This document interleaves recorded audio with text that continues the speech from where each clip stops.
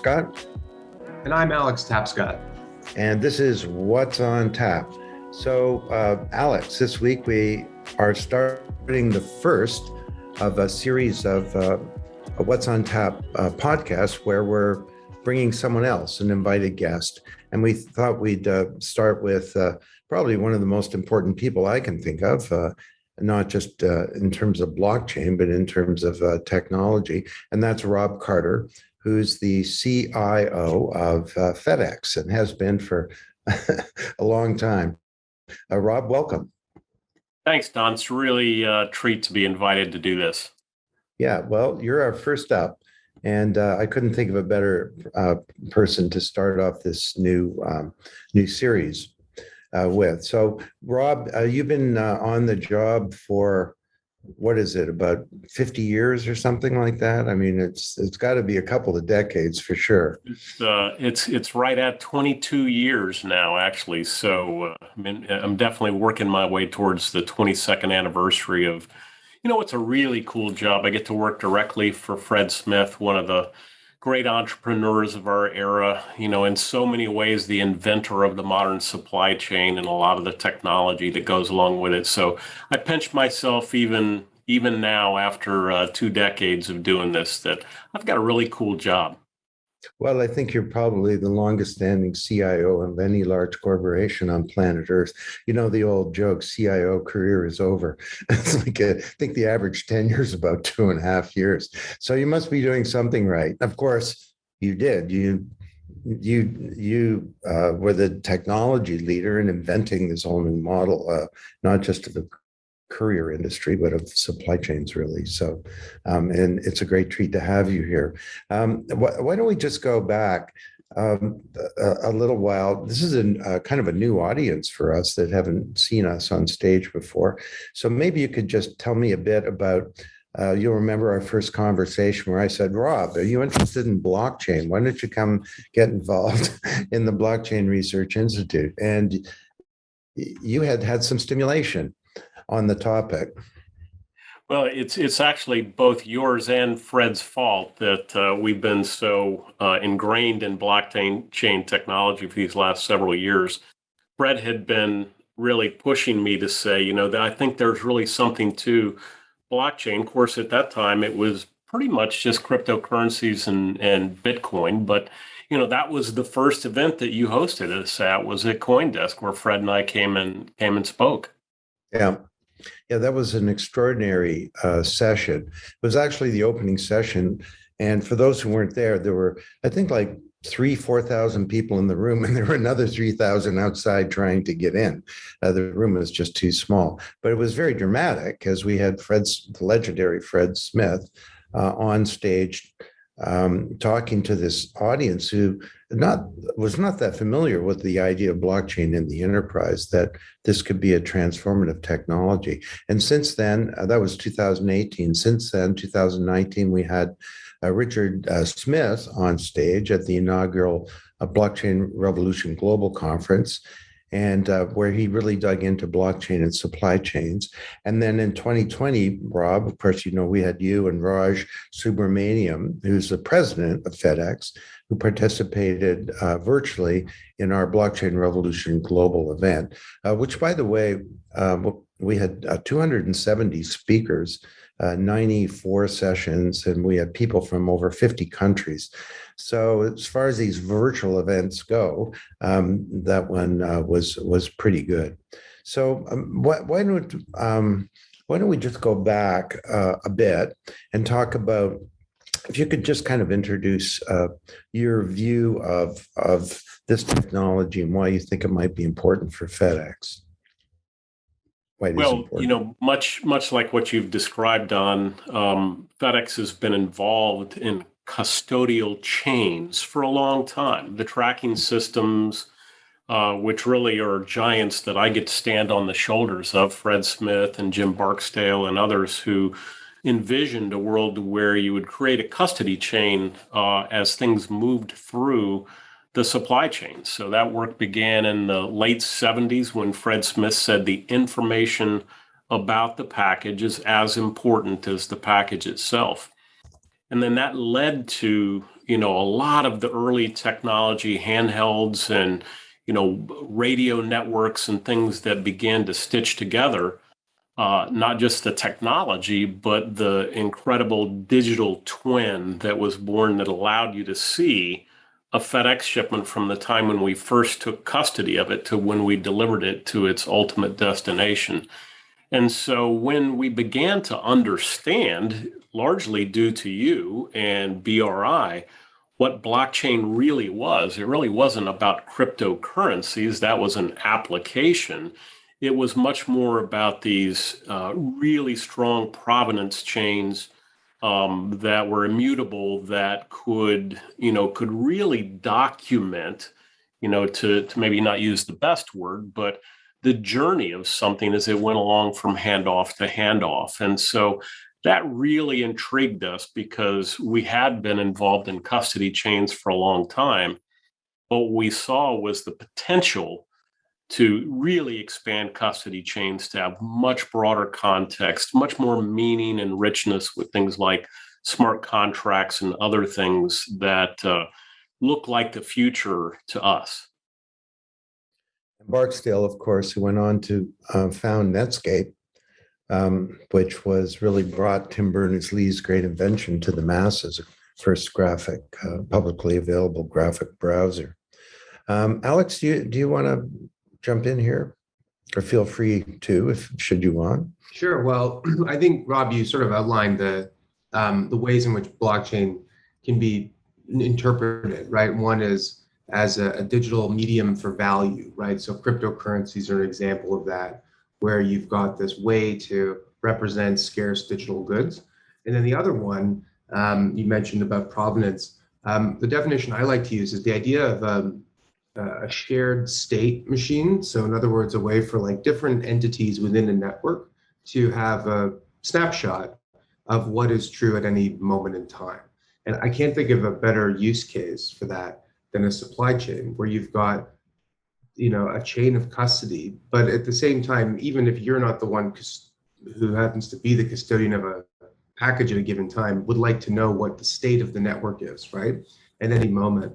At the same time, I wonder, when you're analyzing the feasibility of different technologies, what is that process like, and what was it about blockchain that solved these problems better than, say, anything else that you were maybe looking at?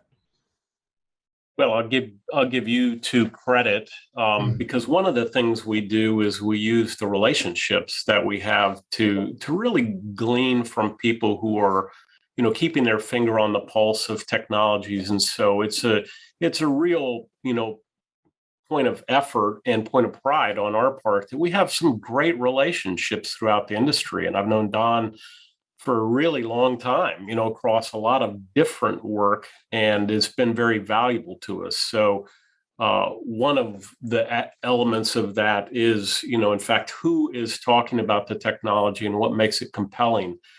But then in addition to that, there's sort of applicability, interesting properties of a technology, how it might mesh with what we do for a living. And as you said at the beginning of that, there are very few better examples of how blockchains could be used than supply chains. Supply chains are classic handoffs, and that's why they call them chains. Yeah. So we'll note that both things have the word chain in them, blockchain and supply chain, or chainings of events.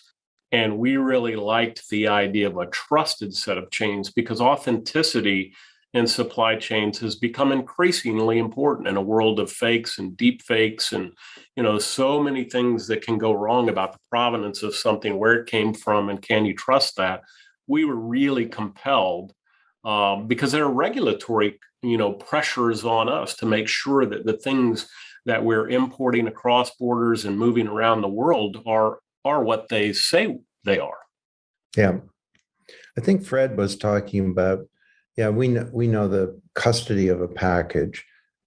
We know where is the package. We want to know everything about the package. Who is the package? What is the package?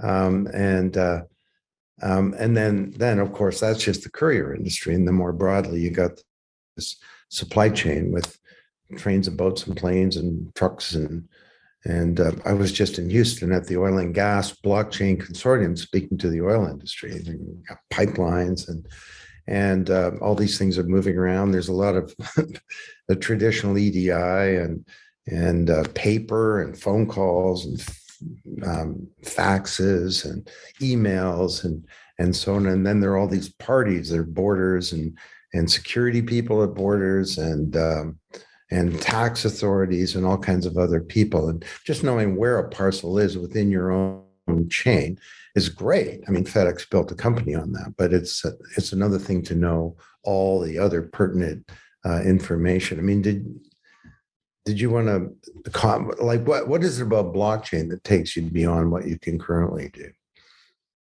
Well, we've often said that blockchains, and one of the things that made them interesting to us was the openness of them. So, we don't really believe that closed blockchains, and I'm not talking about permissioned or permissionless. I'm really talking about some kind of owned blockchain that had the FedEx brand on it.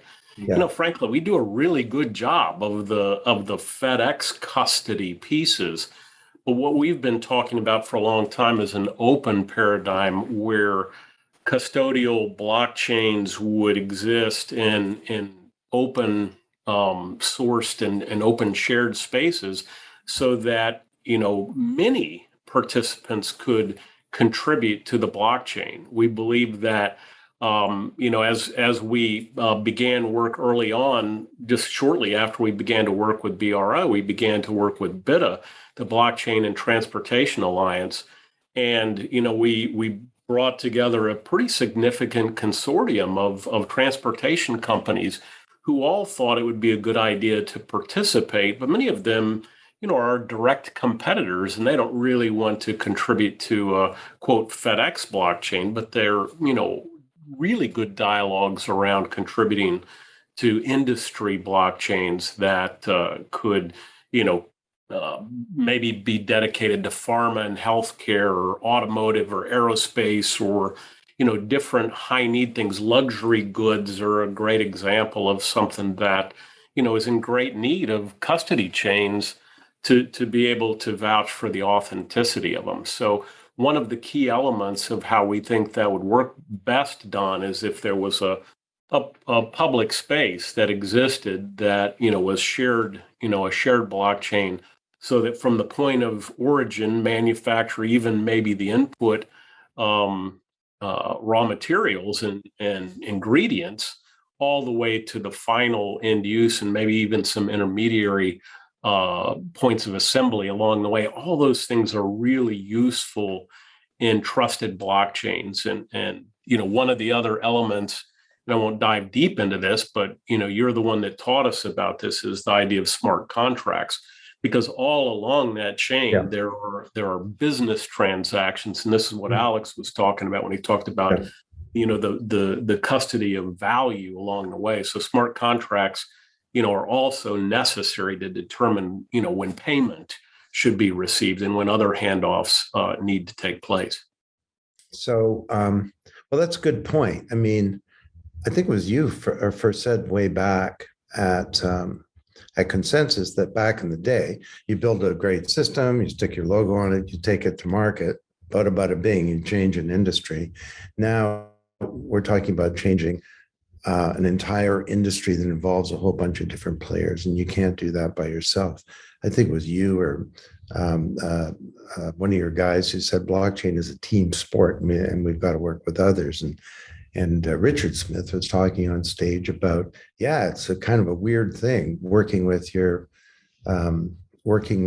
competitors, because on any day you're trying to, defeat these people, but you got to find common self-interest. And that kind of, it speaks to one of the questions, like a lot of people say to me, well, Don, if this is really a big deal, why is it taking so long? And I think that that's a big part of the answer. You can't just do it by yourself. You have to change a whole industry. And good for FedEx involved in creating BITA, because we need standards. What's a bill of lading? What's all of these different things that are involved in a supply chain. We need to standardize around them. Do you want to comment on that, the whole issue of getting an industry on board?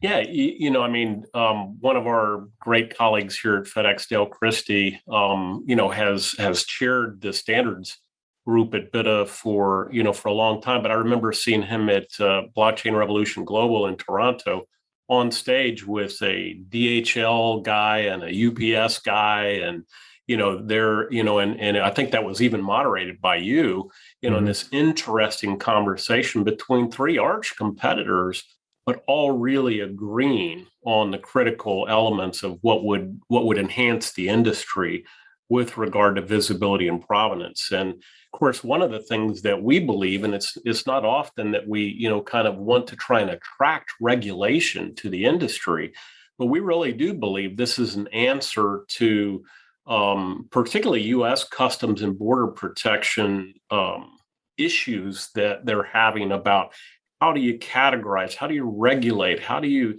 define the borders, in a world that's, so full of things that move around the world.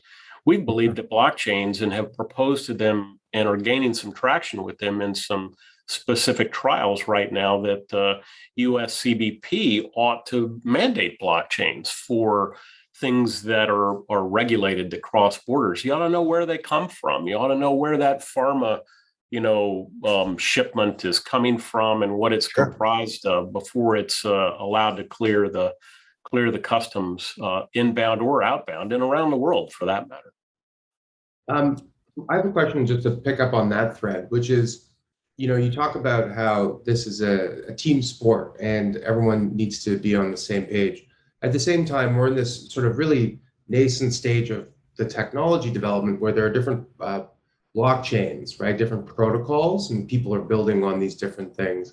You said at the outset that FedEx shouldn't go and stand up its own private little silo, which makes total sense, right? You want to be able to interconnect with others. How do you think about the technology choice when you're doing this kind of feasibility? And then when you're dealing with like a regulator, for example, the CBP, are they at the stage where they're saying, this needs to be built on XYZ platform, or are they, asking industry to come to them with a solution? Yeah, it's kind of interesting throughout history, and particularly as it relates to technology, there's always these competing factions in the nascent stages of technology, electricity, railroads, all kinds of examples you can give where there were competing factions, and they were all trying to, make a living at it and change the world. But over time, a dominant design emerged, so that, here in the US, there's a standard wall socket that you plug into to tap into the electrical utility. Well, it wasn't always that way. There were a lot of different ones, direct current and alternating current, and same thing with railroads. Again, a lot of examples of that. I believe that will happen with blockchains. Believe that blockchains will consolidate on a dominant design at some point. So at this juncture, we're what I would like to say ecumenical about it. We don't have a real parochial point of view about, which model should win. They're all similar enough to us. They all add enough value, from our perspective that we would love to see one of them emerge. And sort of, it doesn't mean that that's just the only competitor that gets to participate. Then everybody sort of puts their energy behind that one standard. So at this point in time, we're not fighting a big fight with regard to, which blockchain implementation the world should adopt. But we do believe that that's one of the reasons that it's taking some time, is because you have to sort through the distinctions between those technologies. Yeah. Just a follow up. We've been talking a lot about the chain of custody of goods, but there's a big part of FedEx's business that deals with the payment flow, right? The movement of money, as well as the movement of physical objects. So have you spent any time thinking about how digital assets, not Bitcoin, but maybe stable coins, or maybe US central bank digital currencies, these kinds of things, could eventually be integrated into that workflow in order to improve the efficiency, or maybe some other benefit that you've considered? I'm wondering. Well, that's one of the things that we get an advantage of being a global company. The global nature of our business shows us that the future is here. It's just not evenly distributed. And in countries like the US that have a very stable, currency and a sovereign currency that, is kind of trusted. If that's the only way that you looked at the world through, you probably wouldn't see how fast, around the world, digital currencies are being adopted as, normal forms of payment and well accepted forms of payment and efficient forms of payment. And, so that's why, probably we're seeing more traction in that regard offshore than in the Americas. But at the same time, we do believe that digital currencies absolutely have a place in the future. And I applaud the regulators for not having overreached at this point in time, as we're seeing happen in some places around the world where it's just not this is an important technology for the future. And so we believe it will be very much a part of global supply chains for digital payment. Well, it's interesting. We've actually had a couple conversations. Christopher Giancarlo, who used to be the chairman of the Commodity Futures Trading Commission, is a big advocate of the U.S. creating its own sort of form of digital money. And people say, well, money's already digital. I go onto my bank account online. Well, that's not totally true. In this, a central bank digital currency is a digital bearer good in the same way that cash is, a bearer good, right? It's a thing that you can move between parties.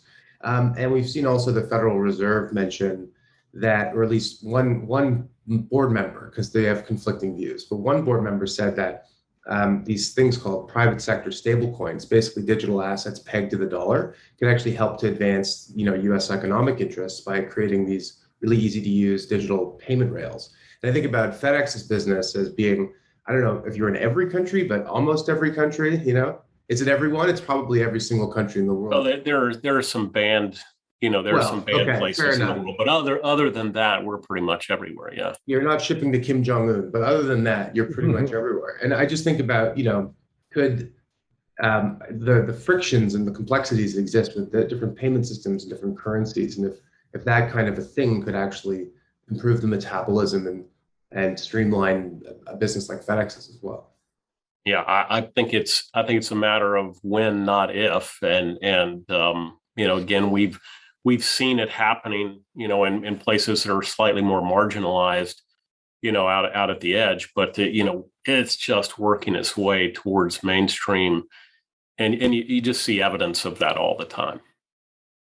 Yeah, I can see if there's a central bank digital currency, the U.S. dollar becomes a digital dollar. Obviously, FedEx will be using that. Parenthetically, the challenge, of course, is that China is way ahead on this and planning to roll their DCEP currency. Well, they're starting now across Southeast Asia into Africa along the One Belt, One Road, linking Hong Kong and Rotterdam. And there's some hand-wringing amongst smart people in the U.S. that if they do this, it could replace the U.S. dollar as the currency of record.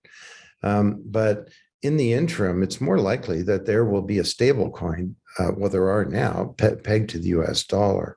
And that something like that might appear quite to have a lot of very significant benefits for FedEx and in terms of the metabolism of the whole system, reducing FX costs and so on. But this is not a suggestion. It's just a random question. But can you imagine that FedEx, and I'm not proposing this, that FedEx would adopt a Bitcoin as a payment mechanism? I've never asked you that. I'm just kind of curious. Yeah, what happens there, I think mainly for us, is that we adopt platforms, that are payment broker platforms, because again, as we move around the world, there are payment forms that, are pretty foreign to, to U.S. citizens in particular, but probably Canadian citizens as well, just in the general population. And so those platforms are really good brokers for alternate payment mechanisms. And And we live on several of those platforms around the world, in our accounts receivable world and our AP worlds.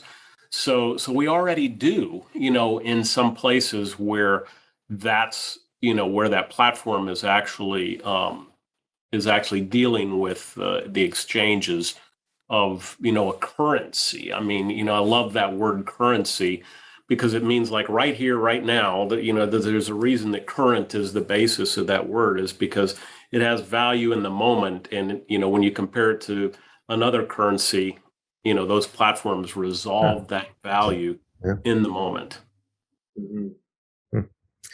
Well, our time is going to run out here in a few minutes. Why don't we skip forward to the question of leadership and how to make something like this happen?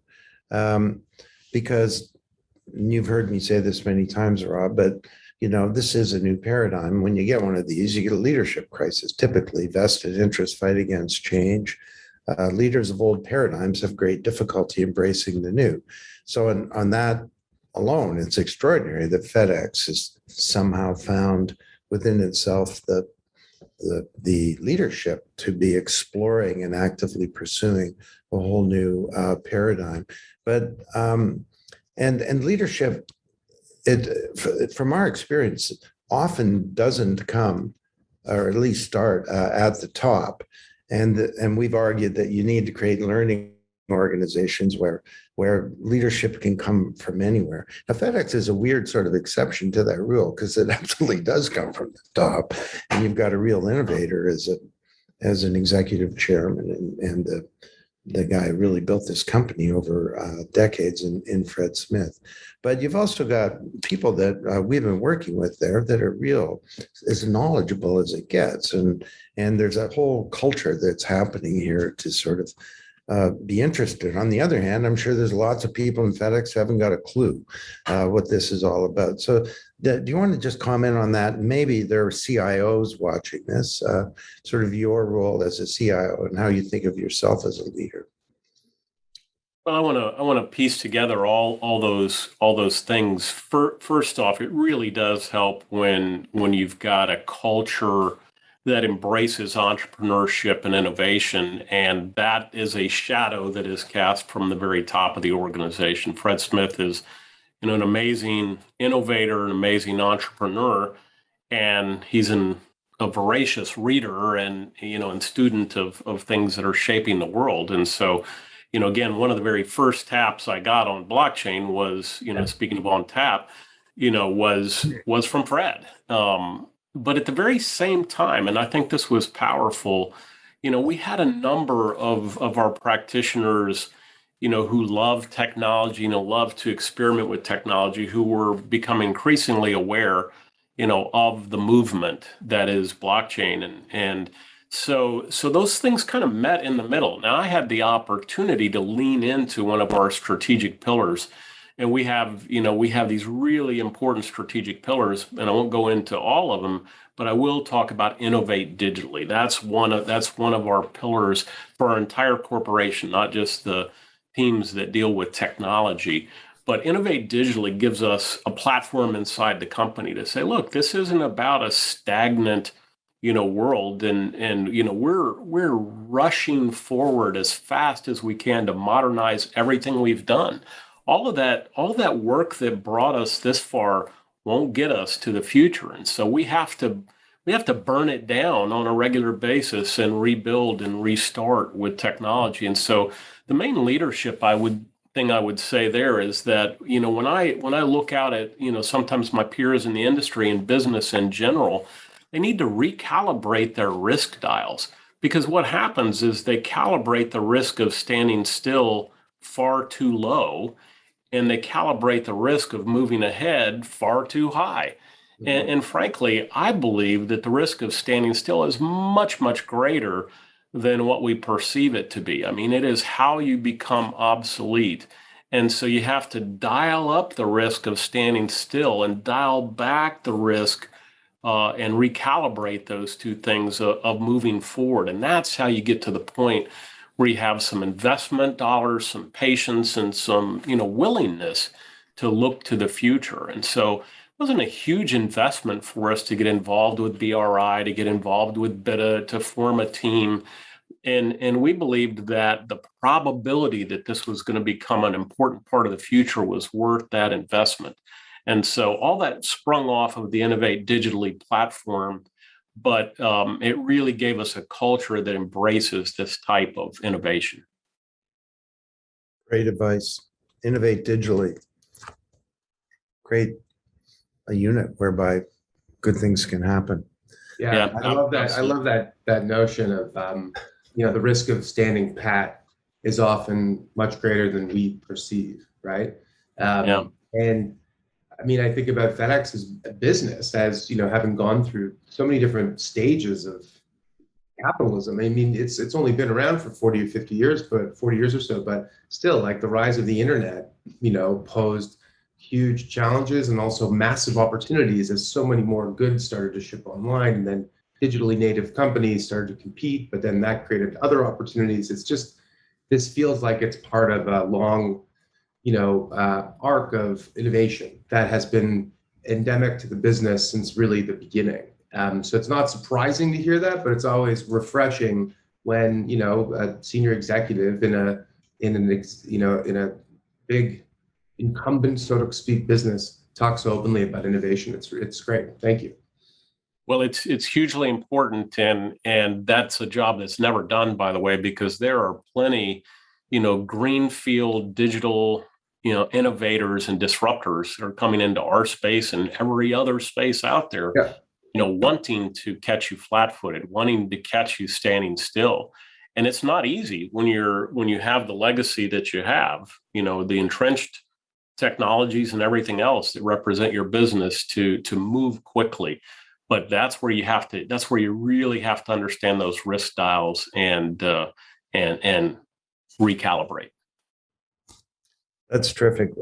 Rob, our time is up. Thank you so much. For everybody listening in, a few of our announcements, which we always do.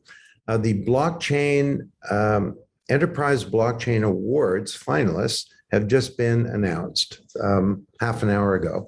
And they have gone out by newsletter, and they'll be on our website and on social media and so on. 31 finalists. And the awards gala will be on November 16th at 7 p.m. EST. We'll be using hologram technology as we did last year, but we're beaming in from Hong Kong, where Angie Lau, CEO of Forecast News, is going to be the MC. And Alex and I will be beaming in from different locations onto a virtual stage. And this year, we're upping the ante technology-wise. We're doing it in a metaverse.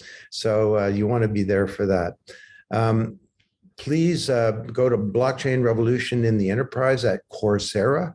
We now have over 100,000 active learners on that platform. And if you want to dig into this topic more, that's a great way to do it. We also have a specialization called Blockchain Revolution in Financial Services too, and you can register for that. And the final thing is our new book, Platform Revolution, comes out November 1st. And I'm happy to say, publisher told us that it's as a new release, not yet out, it's the #1 book on Amazon.com in the commerce category. So go figure. A book about blockchain, #1, not in the commerce, it's in the management category. So I guess managers are trying to figure out, as Rob, you were alluding to the notion of platforms. So with that, I'll sign off. Rob, thanks again so much. Looking forward to our continued collaboration. And everybody will see you same time, same place next week. Take care. Thanks, Don. Thanks, Alex. Yeah, thanks.